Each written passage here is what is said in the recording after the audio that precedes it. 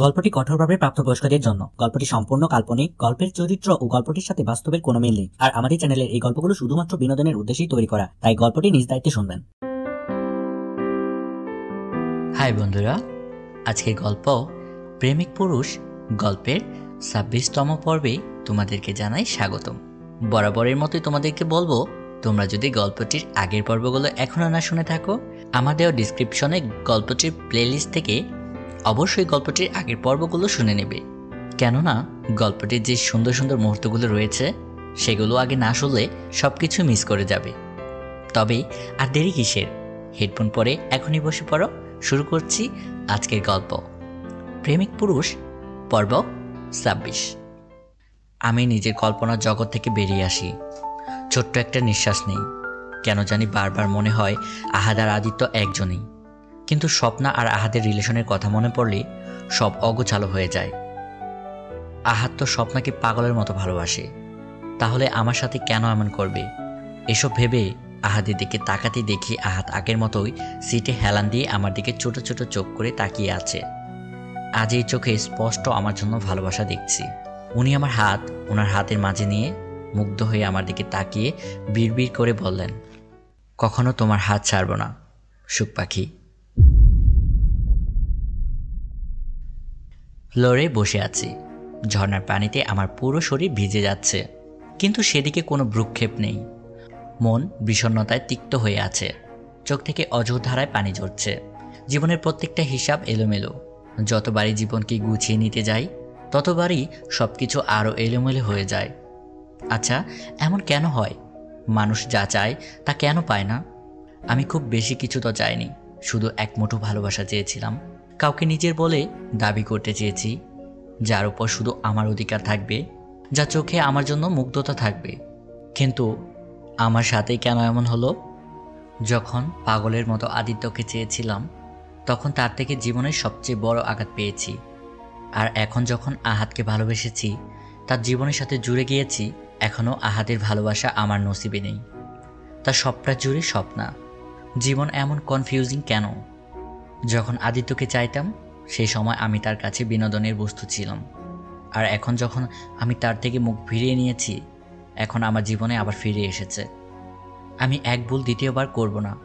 প্রথমবার ভুল করলে তা বোকামি, কিন্তু একই ভুল দ্বিতীয়বার করলে তা মূর্খামি হবে, যা আমি কোনোভাবেই করব না।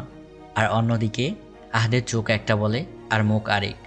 তার চোখের মাঝে আমার জন্য স্পষ্ট ভালোবাসা দেখতে পাই, কিন্তু তার মুখে স্বপ্নার নাম। সে কি চায়, আদৌ কি সে জানে? আচমকাই আমার ভাবনায় টোকা পড়ে। অপর পাশ থেকে আহাদ দরজায় কড়া নাড়া দিয়েছে। আমি কোনো উত্তর না দিয়েই ভিজা কাপড় চেঞ্জ করে নিলাম। দরজা খুলতেই দেখি আহাদ দরজার সামনে দাঁড়িয়ে। আমি পাশ কেটে সোফায় গিয়ে গা এলিয়ে দেই। মাথাটা প্রচণ্ড রকম ব্যথা করছে। আজ সারাদিনের তোড়জোড় মাথার তালুতে চড়ে নাচছে, আর অন্যদিকে আদিত্যের বলা কথাগুলো কানে বাজছে। সব মিলিয়ে আমি ক্লান্ত, প্রচণ্ড রকম ক্লান্ত। হঠাৎ মনে হলো কেউ আমার দিকে গভীর চোখে তাকিয়ে। কিছু ছেলের এক প্রকার অদ্ভুত শক্তি আছে, যেমন কেউ যদি তার দিকে তাকিয়ে থাকে তাহলে তা আজ করতে পারে। শুনতে খুবই অদ্ভুত মনে হলো, এমনটাই হয়। আমিও আজ করতে পেরে চোখ খুলে তাকাই। আহাদ আমার দিকে তাকিয়ে। উনি এক অদ্ভুত দৃষ্টিতে তাকিয়ে আছে, যেন কিছু ভেবে যাচ্ছে। আমি ঠিক হয়ে বসে আর চোখে ওনার দিকে তাকাই। উনি এখনও লাগামহীনভাবে আমার দিকে তাকিয়ে আছে। হঠাৎ আমার চোখ ওনার হাতের দিকে যায়। হাত কেটে সেখানে রক্ত শুকিয়ে আছে। আমার বুক সেট করে ওঠে। আমি তাড়াতাড়ি করে মেডিসিনের বক্স এনে হাতে মেডিসিন লাগিয়ে দিতে লাগি। নিশ্চিত রেগে কোথাও হাতে আঘাত করেছিল, যার ফলে এমন কেটেছে। আশ্চর্য হচ্ছে এটি দেখে যে উনি এত কেয়ারলেস কেন। এই যে হাত কেটে রক্ত শুকিয়ে আছে, এতে ওনার কোনো জ্ঞানই নেই। আমি এসব ভেবে অভিযোগকারীর দৃষ্টিতে ওনার দিকে তাকাই। উনি তখনও আমার দিকে আগের মতোই একই দৃষ্টিতে তাকিয়ে। আমি ছোট ছোট চোখে সূক্ষ্ম দৃষ্টি নিক্ষেপ করে বলি, আজকে আমাকে প্রথম দেখছেন?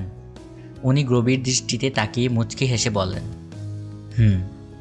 নতুন নামে চিনেছি, নতুন রূপে পেয়েছি তোমায়। মানে? আমি ওনার দিকে প্রশ্নবোধক দৃষ্টি নিক্ষেপ করে জিজ্ঞেস করি। উনি থতমত গলায় উত্তর দেয়, মানে এই যে তোমার মাঝে কতটা ম্যাচুরিটি এসে গেছে, জ্ঞানী জ্ঞানী কথা বলো, জ্ঞানীদের মতো আচরণ করো। ওনার উত্তর আমার খুব একটা বিশ্বাস হলো না।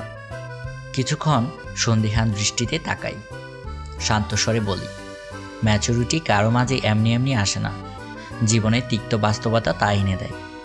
উনি আমার চোখের দিকে তাকিয়ে প্রশ্নোত্তর চাহনি মেলে বললেন, বিশ্বাস রাখো, তোমার জীবনের সব তিক্ততা মুছে মধুরতায় ভরিয়ে দিব।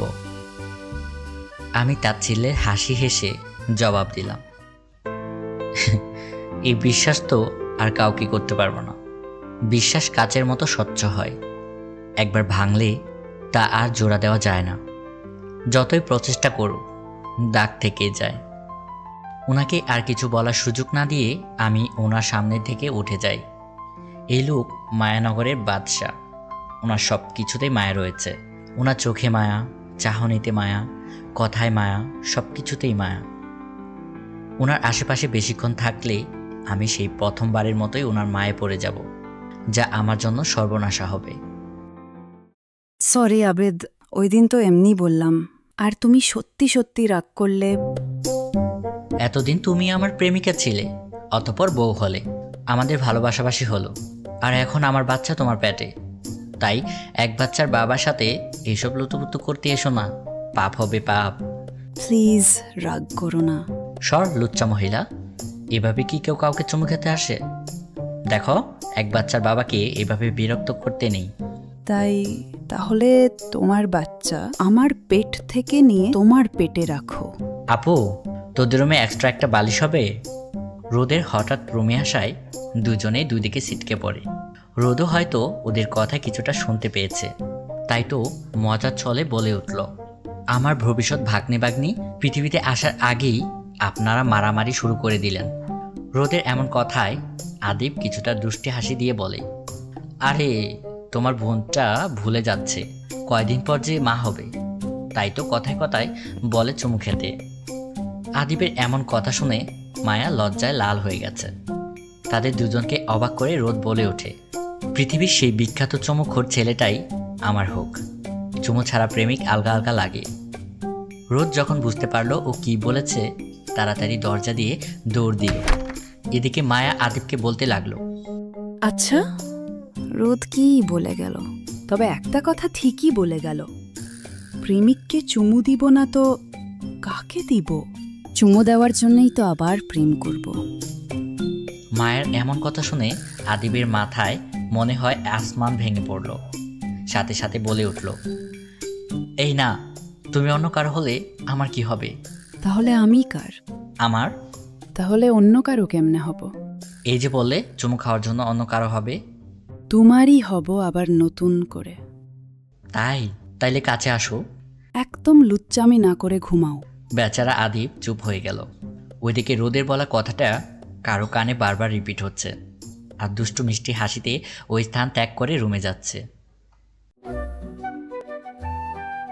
সকালে ঘুম ভাঙতেই নিজেকে বিছানায় আবিষ্কার করি। পাশে আহাদ আমার দিকে ফিরে ঘুমাচ্ছে, আহাদের বাহুডোরে আমি তো সোফায় ঘুমিয়েছিলাম। এখানে কি করে আসলাম? একা একা এসেছি নাকি আহাদ নিয়ে এসেছে? আহাদ নিয়ে আসার তো কথাই না, দুনিয়া উল্টালেও তো এটা সম্ভব না। নিশ্চিত আমি এসেছি।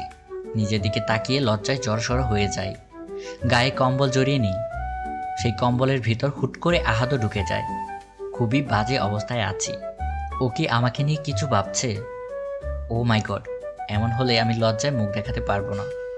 আমি সাথে সাথে আহাদের দিকে তাকাই, এখনো বেঘরে ঘুমাচ্ছে। নিষ্পাপ চেহারা, চুলগুলো কপাল ছুঁয়েছে। এই মুহূর্তে আমার জন্য পৃথিবীর শ্রেষ্ঠ দৃশ্য, যা সারা জীবনের জন্য নিজের চোখের মাঝে বন্দি করে রাখতে চাই। আমি তাড়াতাড়ি বেড থেকে উঠে পড়ি। আহাদের ঘুম ভেঙে গেলে আমাকে এখানে দেখলে চিৎকার চেঁচামেচি শুরু করবে, আবার স্বপ্ন বলে গীত গাইতে লাগবে, যা শোনার জন্য আমি একদম প্রস্তুত নই। আমি ওয়াশরুমে ফ্রেশ হতে চলে যাই। শাওয়ার নিয়ে আয়নার সামনে দাঁড়াতেই দেখি ঘাড়ের কাছে দাগ হয়ে আছে, অনেকটা কালচে দাগ পড়ে গেছে। এটা কি করে হলো? আহাদি করেছে কি? সাথে সাথে শার্টের কলার দিয়ে লুকিয়ে ফেলি। রাগ হচ্ছে নিজের উপর, প্রচণ্ড রাগ হচ্ছে। আমি কেন বেডে আসতে গেলাম? আবার একই কাহিনী ঘটল। আবার আমরা কাছাকাছি এসেছি। আবার কেন একই ভুল করলাম?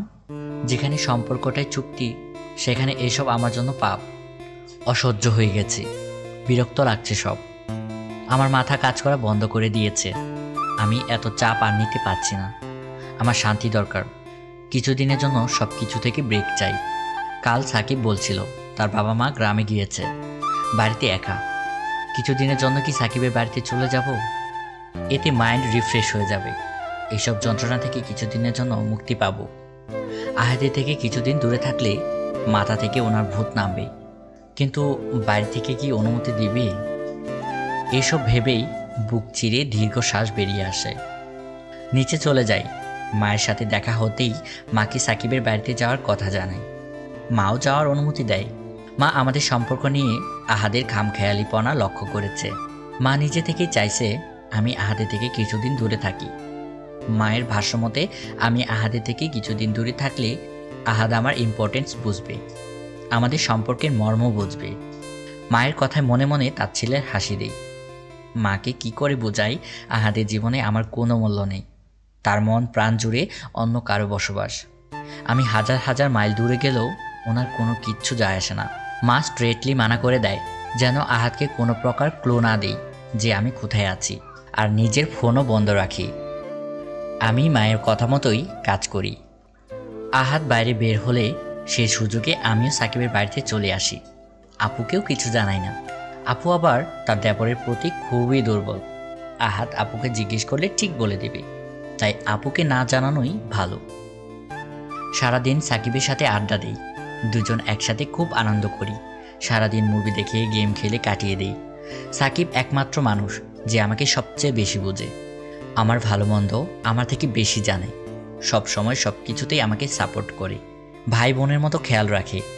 মায়া আপুর পরই সাকিবই আমার ডাল। বিকেলের দিকে দুজন একসাথে বাটি ভরে চটপটি ফুচকা খাই। আজ অনেক দিন পর মন খুলে হাসছি। নিজের মন খুলে সবটা অনুভব করছি। সব কিছুর মাঝে মনে প্রশ্ন জাগে, আহাদকে আমাকে মিস করছে? আমার খোঁজ নিয়েছে কি? পরক্ষণে মনে পড়ে, সে কেন আমার খোঁজ নিতে যাবে? আমি তো ওনার কিছুই হই না, না মনে রাখবার মতো কেউ। রাত 12:30 বাজতে চলেছে। আমি আর সাকিব পপকর্ন আর চিপস নিয়ে ঘর অন্ধকার করে সোফায় বসে আছি। সামনে দ্য কনজুরিং হরর মুভি চলছে। দুজন ভয়ে জড়সড় হয়ে বসে আছি, কিন্তু তারপরও মুভি বন্ধ করব না। দুজন আজ অঢল প্রতিজ্ঞা করেছি, যেভাবেই হোক মুভি শেষ করেই ছাড়ব। টিভিতে খুবই হরর সিন চলছে। রাতে বাচ্চাটা যখন ঘুম থেকে জেগে উঠে বেডে নিয়ে চেক করছে, পুরো রুম অন্ধকার। পাশের বেডের তার বোনকে ডাকে। বোন যখন রুম চেক করছিল, আর তার ঠিক পেছনে বুটটা দাঁড়িয়ে। খুব টান টান এক উত্তেজনক এক মুহূর্ত। এমন সময় ডোরবেল বেজে ওঠে। আমি আর সাকিব ভয়ে কেঁপে উঠি। হাতের পপকর্ন আর চিপস ভয়ে হাত থেকে পড়ে যায়। দুজন দুজনের দিকে তাকিয়ে আছি। চোর টোর আসলো নাকি? দুজন ভয়ে ঢুক গেলেই আমি আর সাকিব ভয়ে ভয়ে দরজা দিকে পা বাড়াই। সাকিব আগে আর আমি সাকিবের পেছন পেছনে। আমি হাতে ফুলদানি নিয়ে নেই, যদি চোর টোর হয় মাথায় দিব একবারই। দরজা খুলতেই দুজনে হা হয়ে তাকিয়ে থাকি। দুজনের চোখই কপালে। দুজন একসাথে চিৎকার করে বলে উঠি, আহাদ ভাইয়া আপনি? আহাদ কোনো উত্তর না দিয়ে হুট করে আমাকে জড়িয়ে ধরে। কপালে একের পর এক চুমু দিচ্ছে, আর কি যেন বিড়বিড় করছে। সাকিব এবার আরও বেশি অবাক হয়। বেচারা হয়তো কিছুক্ষণ পর অজ্ঞান হয়ে যাবে। কি করছেনটা কি? এসব কি হচ্ছে আহাদ? তোমার চোখে, ঠোঁটে, গলায়, মুখে, কপালে রেখে দিচ্ছি আমার ঠোঁটের স্পর্শ, যাতে করে তুমি কাউকে বলতে না পারো তোমার চুমু খাওয়ার মানুষ নেই। সাকিব 2 হাত মাথায় রেখে চোখ বড় বড় করে তাকিয়ে আছে, আর আমি আহাদের দিকে। আহাদ পাগলের বেশে আছে, শার্টের বোতাম খোলা, চুলগুলো অগোছালো, মুখে ভয় আতঙ্ক। এসব কি আমার জন্য? আমার 13 ঘন্টার নিখোঁজ ওনাকে এতটা অগোছালো করে দিয়েছে, এতটা পাগল করে দিয়েছে? তার জীবনে কি আমার এতটা ইম্পর্টেন্স?